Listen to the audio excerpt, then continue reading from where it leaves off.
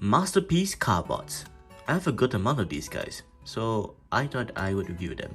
Starting with my most recent acquisition, Sideswipe. Already, he looks great. While there is a lot of red, the white and black color breaks it up, ensuring it doesn't look gaudy, something that his brother almost became.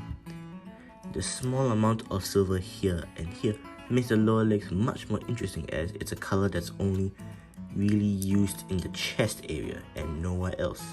On the topic of the leg details, great sculpting at the front and side. The rear of the Countach stick to its side, and the rear lights at the bottom does not shy itself away from the fact that he gives us a good indication on what kind of car he transforms into, and the fact that he actually transforms into one. Of course, to break up the silhouette, the intakes are flipped down, to make it more interesting. It also has the added benefit of filling up this gap right here. Now I know what I just said is thrown out the window regarding the details on the legs. We talk about the chest being the entire front of the Lamborghini Countach, but for me, the animation models look bland, especially at its legs. It's also very confusing as well, which is why this kind of detailing is my favorite for G1 stuff. It's also the reason why I really like the War for Cybertron and Legacy G1 based stuff. It's great. The back has the side windows folded in, as you can see here, making sure nothing is poking out in the front. What's even better is that it doesn't really stick out that much when you look at it from this angle. It's quite clean. Face has been designed to give off a very youthful but serious demeanor.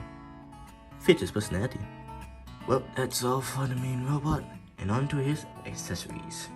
Now, he gets a shoulder-mounted missile, a rifle, and power drivers from that one episode he used them, all well sculpted and painted. An interesting thing you can do to the shoulder-mounted missile and the rifle is you can attach them like this. It's interesting, but I'm not sure about it. I think this is more like for storage or something. I really don't know. Anyways, to attach them, the missile in either this or this port taps on the gun attached to his hand right here and close it up. And for the power drivers, open the arm, fold the hands back, close it back up, and tap them here. There we go. I wonder if they can be used for punching. It'd be great. Oh, and no jetpack, but I guess it's an accessory for Optimus now. Well, articulation is up next. 360 rotation with tilting due to ball joint. Arms fully rotate, goes out this much. Elbows swivel, bend 90 degrees. Hands rotate and open. Waist swivel, legs out and back this much. Thigh swivel, a 90-degree knee bend. Ankle pivot, something rare on toys back then, although it's only slight. And great spread. I am disappointed with the legs because of the crotch plate. I think that's the appropriate name for it. Because this bit right over here blocks the thighs from actually going up. And you can get more articulation, but you have to flip it up to do this, and it's really weird.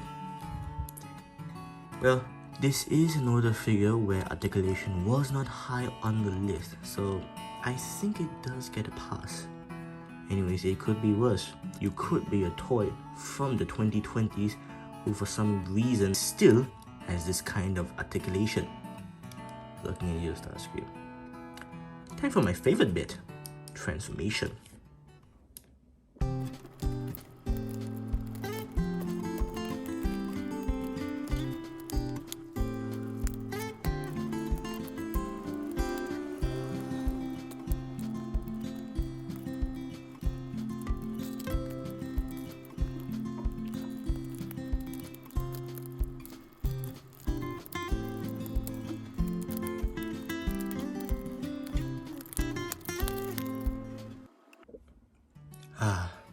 Lamborghini Countach, a stunning V12 supercar from the 70s that's just beautiful and striking to look at, as it is extremely impractical.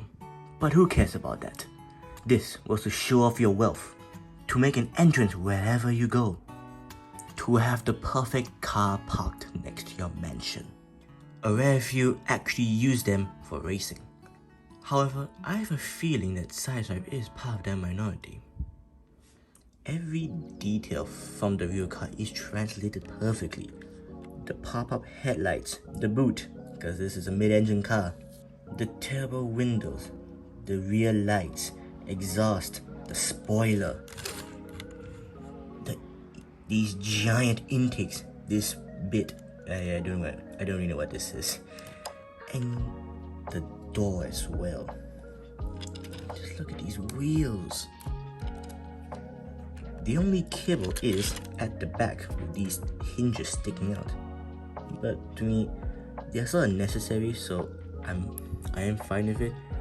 And also, it doesn't awkwardly stick out. It's subtle.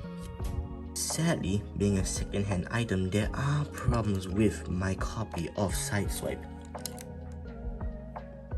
The only one I have, luckily, is this rear wheel not really spinning when you roll it on the ground. Bright side is that it does not impede rolling at all. You can probably tell that the car mode is my favorite part of this toy. In fact, it's the reason why I have him. A transforming Countach for $55.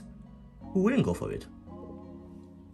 Just like the Siege Kingdom mode, this is a brilliant toy that has a shit ton of recolors, only beaten by the Seekers. Good price, nice colors, get him. He is worth it. Well, that's all for this video. The next one will be on this guy, another favorite of mine. So I hope you will watch that when it comes out, or watch the other stuff that I already uploaded. And with that, see you next time.